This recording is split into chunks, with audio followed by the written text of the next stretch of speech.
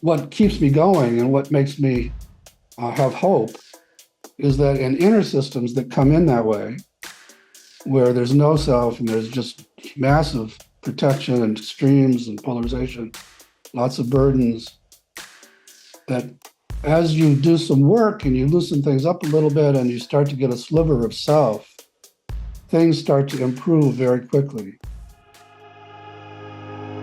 Welcome to Point of Relation with Thomas Hübl, a podcast that illuminates the path to collective healing at the intersection of science and mysticism. This is the Point of Relation.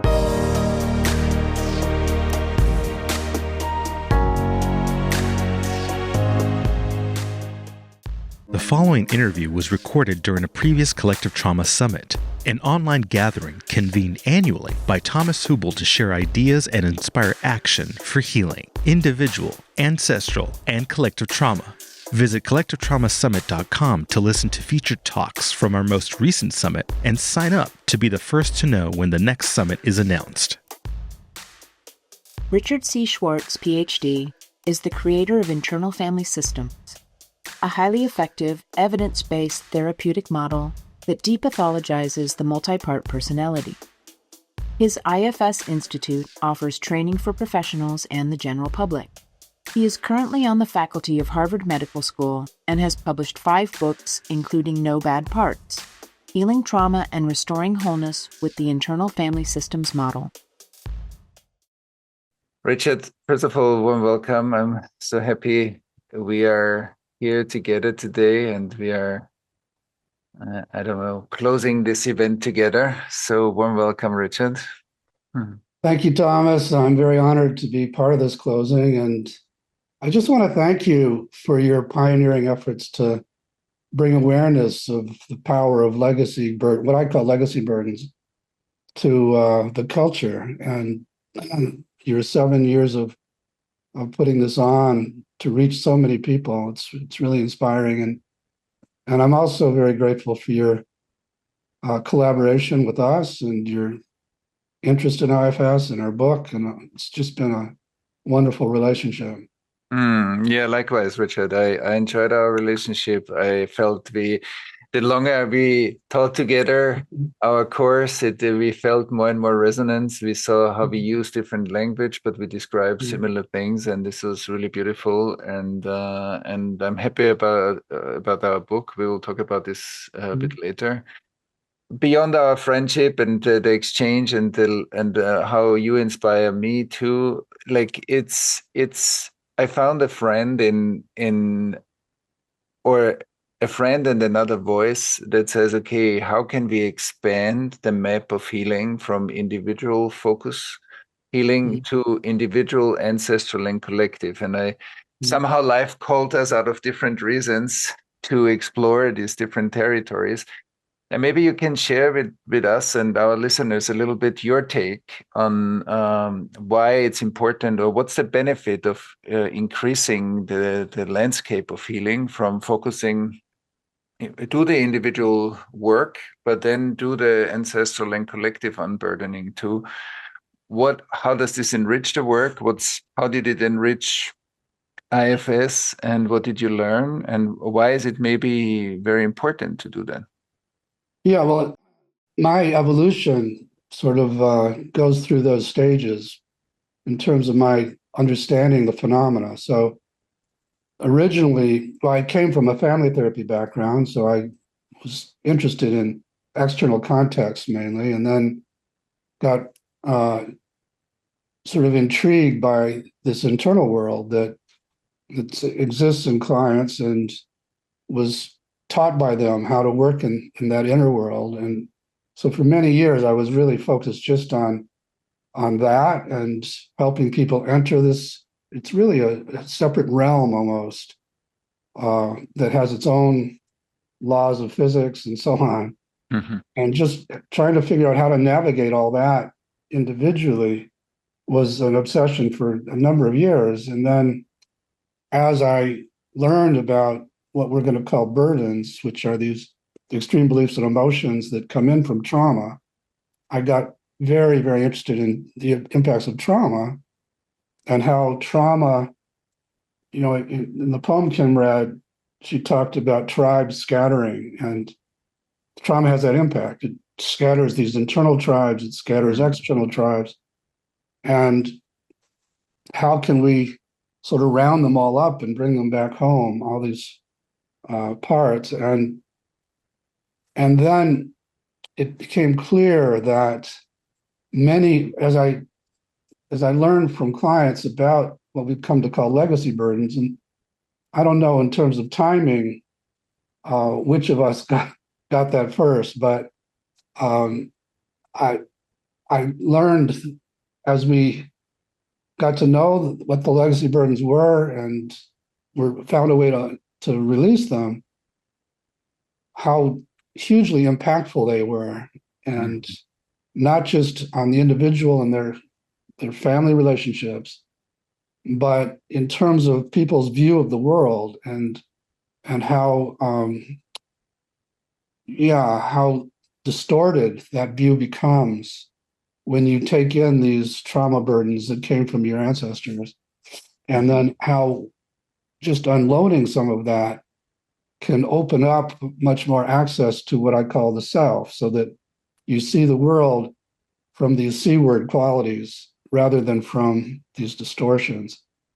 And as I got that, I became more and more interested in what you've been pioneering, which is there a way to bring this more collectively, so that not only individuals, but groups of people can together come and release these burdens? And that I don't know the whole history because I have a terrible memory, but I think maybe that's when I reached out to you, because I had heard about your work with a group of 1,000 people or more doing that similar kind of thing. And like you said, it was so heartening to know that there was somebody else who was interested in that level. Yeah, that's beautiful. That's also what I felt. I felt, oh wow, there's a resonance, there's an exchange, and there we have different wordings. But so it became more and more of a rich conversation that was inspiring, but also refining. And so that's how I experienced our journey. And I want to hear a little bit more, or I want to underline something. You said something very beautiful, just that touched me. You said, and that I wanted to also respond to this in the poem, like, because the tribes that have been dispersed, but the tribes that we are gathering, I often speak in the Collective Trauma Summit, is like, okay, if we want to do something in the world, like, you need to gather your tribe. You need to, where are the people that resonate with you? And we come together because of resonance. And then we see, and I felt this between us. Life brought us together because we resonate with each other. And but also what you said, that the healing, the unburdening, helps us to come together, and we see how important and vital that is right now in the world. And I'm curious if you can expand a little bit for us on, okay, when there is a collective legacy burden in your terms, so how can we see the unburdening of a collective impact? Because many of these collective legacy burdens were here before we were even born. So we have been born into something that pre-existed our individual nature. So how do we become aware of that it all lives in us? And what are ways to unburden something that is kind of bigger than our individual experience? Maybe you can speak a little bit to that. Yeah. So the first step, as you say, is to become aware, because, as you say, many of these burdens we just think are reality, because we were raised, it's like the fish are the last to know about water. We're just swimming in them. And often we're just not even aware. Like in the US, individualism is just kind of a given. Or I could go through a bunch of the legacy burdens that the US injects into us that we hardly are even aware of. And so becoming aware, and then I have my steps for trying to unload them. You have yours, but mine would involve finding the part that carries it. So as you know, I believe that the mind is multiple, and we have all these different inner beings who get burdened to take in these energies and beliefs and emotions, and are also frozen in time in traumas. And just going to them, like when I'm working with somebody and I have them focus inside, you can even just ask if there's a part that carries something that doesn't belong to you. Just that question. And people will get access to a part that carries something that doesn't belong to them. It came in often through their parents, but from their grandparents and so on. And like you said, had nothing to do with their life. It was created by some trauma that happened centuries earlier, maybe. And so we find the part. And the amazing thing about this inner world is that these parts know what they are. They know what these burdens are. They know where they sit in their bodies. And then the question, do you like having to carry this? That Thomas Hewitt from Self would be asking the part. And much of the time, the answer comes back, no, but I don't think I have a choice. I think I have to. And when you get into the fears about letting it go, a lot of it is around, I'll betray my people, or more personally, I have to carry this, or my father's going to suffer because he's depressed, and I have to take in some of that to keep him from going crazy. Or there's a variety of common fears.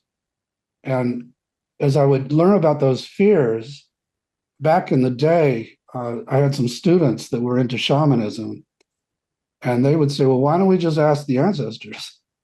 And so, I'm so far away from where I started and all this stuff. Yeah. But I just said, okay, because I thought of myself as a really hard-ass scientist, but okay, let's give it a try. And ancestors would show up, and I would have the clients, I would have you say, I would say to you, ask the ancestors if they want you to keep carrying this. And most of the time, the ancestors would say, no, you don't have to carry this for us. And then the part would be loosened up enough that we could actually send it out. And, there are steps to maintain that shift. But again, I was really amazed at the power of just sending this stuff out of the client system, how much that transformed them personality-wise, and what they see through the eyes of self versus through the lenses of these burdens. So, so it's fairly concrete how we do it. Yeah, that's beautiful. First of all, I love the awareness process because as you said something very important. At the beginning, this looks like reality. We even would fight for that reality, that this is true, until we see, like, wow, it's actually a lens I'm looking through. And this overshadows the integrated self experience. So it creates worldviews, and these worldviews reproduce. That's how we are part of the repetition compulsion of trauma, like the collective repetition. It's not just happening out there; it's happening through all of us that are looking through this kind of filters that you described. And I'm wondering, because when we look at the world, you often describe also very authentically your own process, and like you just did that. You just described, okay, like I learned from here, I went to here, I went to here.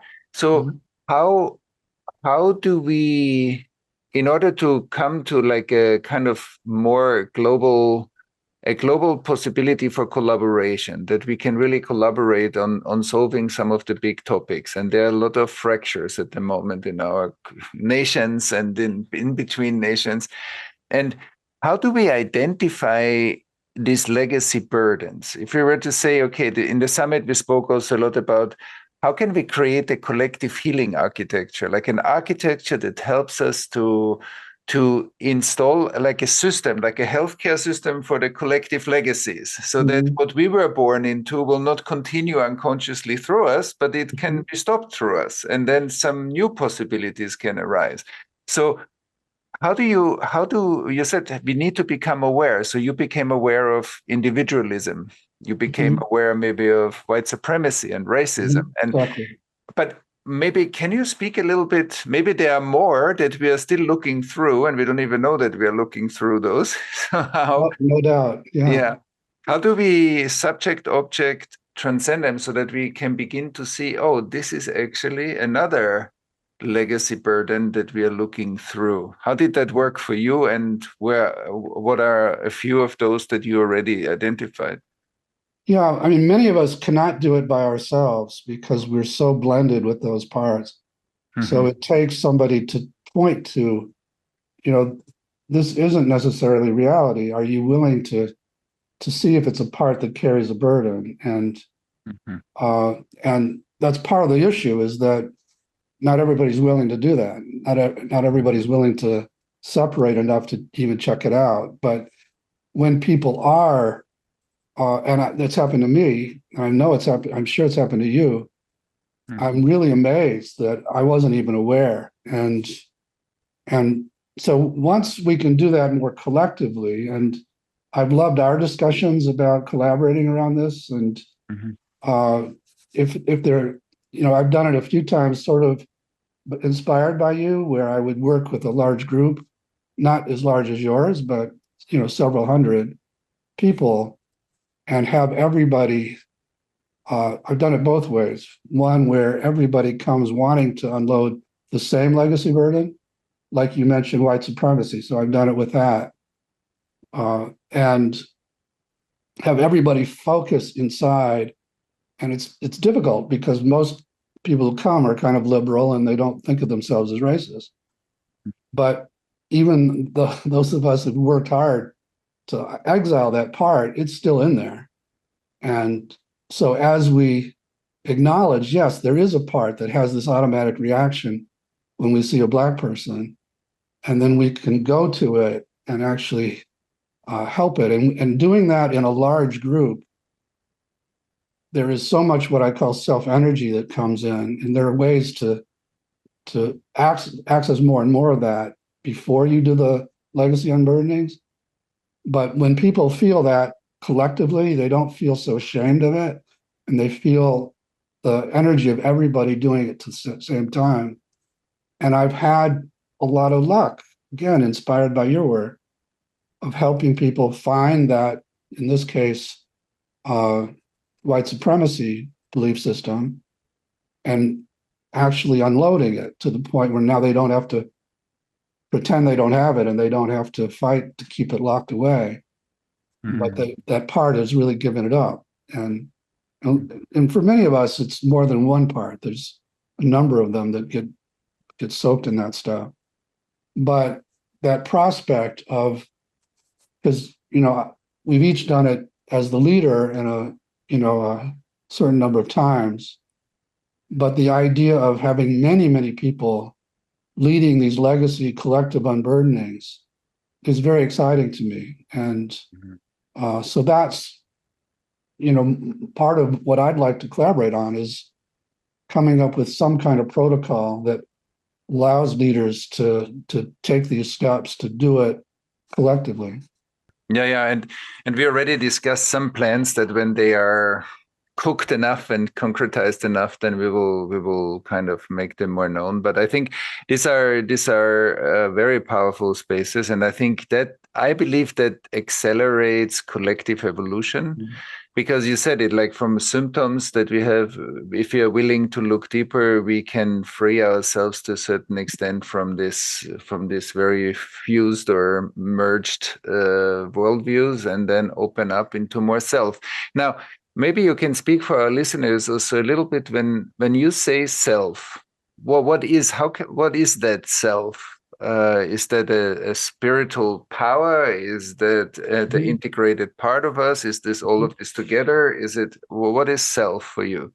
Yeah, I'm glad you asked, because self is, in some circles, a dirty word, and certain Buddhist circles and so on. So for me, I came to call this essence that I encountered when I started helping clients get to know their parts, and when I would get certain parts to separate, it was like this other person popped out and knew how to relate in a healing way to these parts, sort of without me coaching, just started to do it. And as I started asking clients, what part of you is that? That's great. They would say, that's me. That's not a part. That's myself. So it's this inner essence that turns out is in everybody, can't be damaged, knows how to heal, and is just beneath the surface of these parts, so that when they open space, it comes out spontaneous. That's the big discovery, for lack of a better word, for IFS, that, most spiritual traditions have a word for it, but they don't necessarily know that you can access it that quickly. And when you do, you access these C words of immediately feel more calm, confident, compassionate, curious, clear, creative, courageous, and connected. So those are what we call the 8 C's of self. So that's what I'm talking about. And part of my mission now is to bring more self-leadership to the planet, so that not only people know it's in there, but they know how to access it more, and how to unblend from these parts that carry these burdens that have been dominating them, and how to lead their organizations or their countries from these C words. And so that's what I'm talking about, self with a capital S.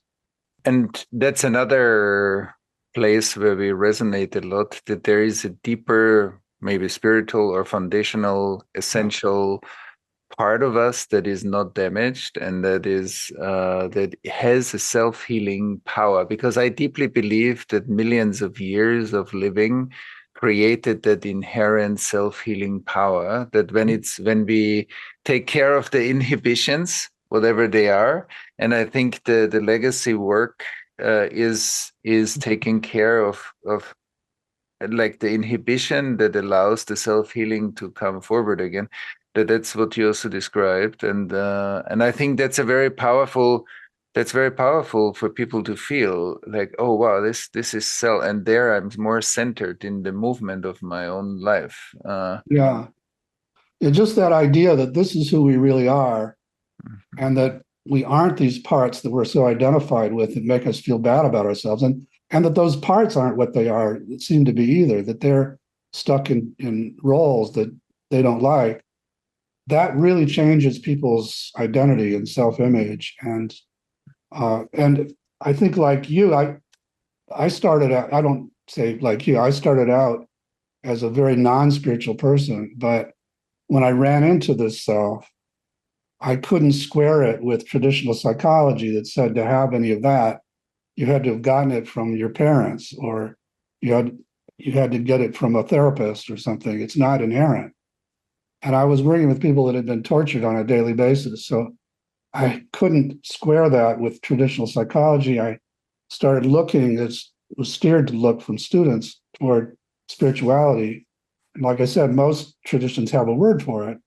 And that as I explored that and meditated more and did some psychedelics, found that for me now, what I'm calling self is a drop of a much bigger ocean that you have many different terms for, but I call the big self, but the non-dual, all the stuff that you talk about, that is the same. It's just that, like in quantum physics, they have the metaphor of particle and a wave.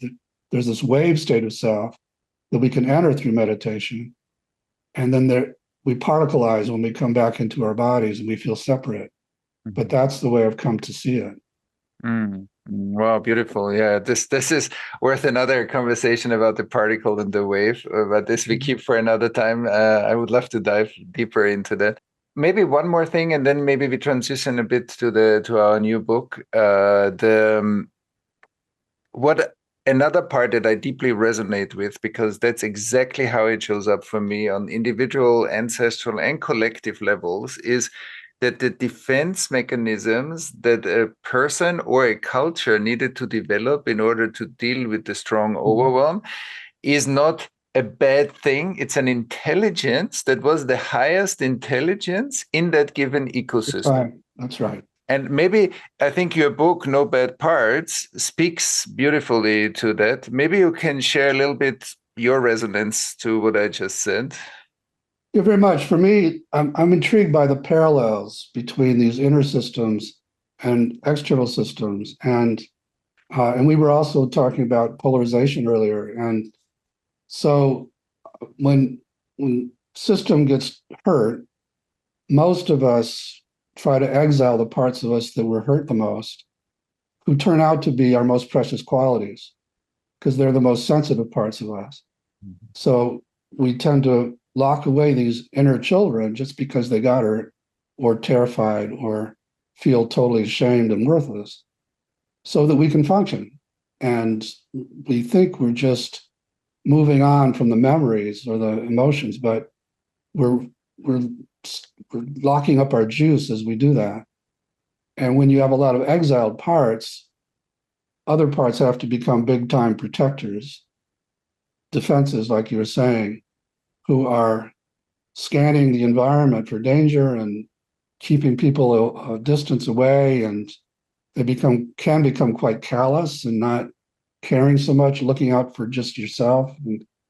And we see this now in our leaders, especially in the United States, that they're dominated by these kinds of parts. And in the inner system, when you have a lot of exiles, your protective parts start to polarize with each other.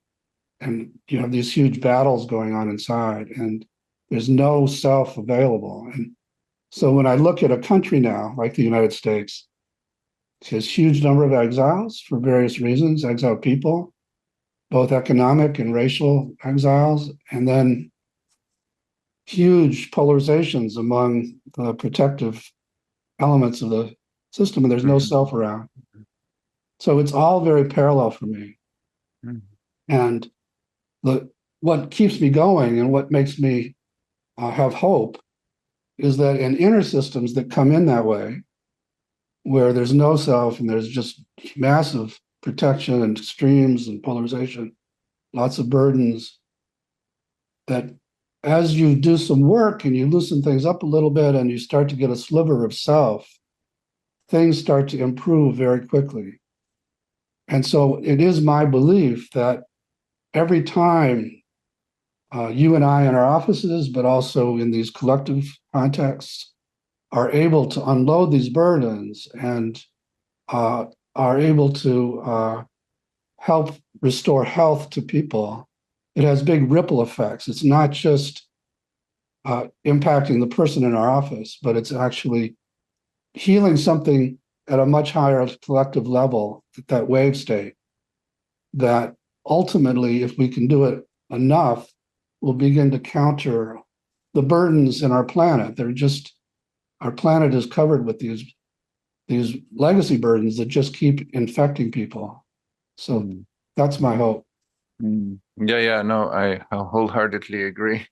And many of the things that we discussed, the individual work, the ancestral legacy burden, the collective legacy burden, and self, these are all aspects, chapters of our upcoming book.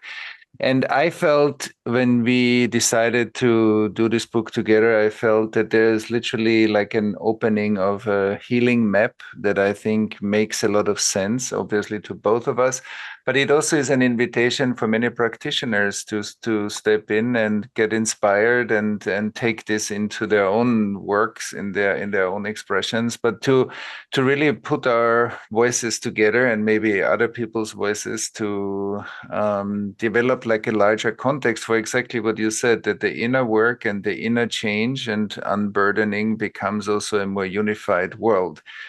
And maybe you can say a few sentences to that, and then maybe we'll invite everybody to have a short kind of contemplation to let all of that sink in a bit deeper. I mean, that is the goal of the book, is to inspire. And we've inspired each other. I'm very inspired by what your work. I wish I had some of your gifts. I know you almost have X-ray vision. You can see these inner systems even before the client does. And I can't do that. So I was forced to figure out how to do it other ways. But yes, it can be done. It can be done through either of our approaches. and both are described in this book. And yeah, so again, I'm just looking forward to further adventures and my calling. I call them guides. I think you just call them wisdom from above. Are very excited about this. So yeah. Mm-hmm. Yeah, I also feel a lot of light in it and a lot of blessing, and I'm very excited myself. That's a great way to work together on a bigger architecture for healing, and we hope that many people will join and bring their own skills and different ways to it, and so we as a collective develop something that works for us collectively, especially in this strong time of strong polarization, how we find a mutual ground on many topics, and so that we literally come to what you said, how the wave field will change and influence the manifestation that we see on the planet. Is there anything, Richard, that we didn't talk about that you would love to leave our listeners with before we do like a short contemplation? I can't think of anything right now. I've loved this conversation, and as I always do when we have a chance to talk, and again, I just am grateful that you've turned on so many people to both the impact, to the phenomenon of collective trauma and its impact. Yeah, thank you. And we have developed a friendship throughout, and I find it very interesting that I think IFS has a very beautiful language to make that very accessible. I think you found a way to make that very accessible for people to connect to different parts. That's something that is easily accessible, and so that I think has made a big contribution. Thank you. So thank you. Thanks for listening to Point of Relation with Thomas Hübl. Stay connected and get updates about new episodes by visiting our website, pointofrelationpodcast.com, and by subscribing to the Thomas Hübl YouTube channel. If you enjoyed this video, please like it and share about us with your community on social media. Thank you. We appreciate your support.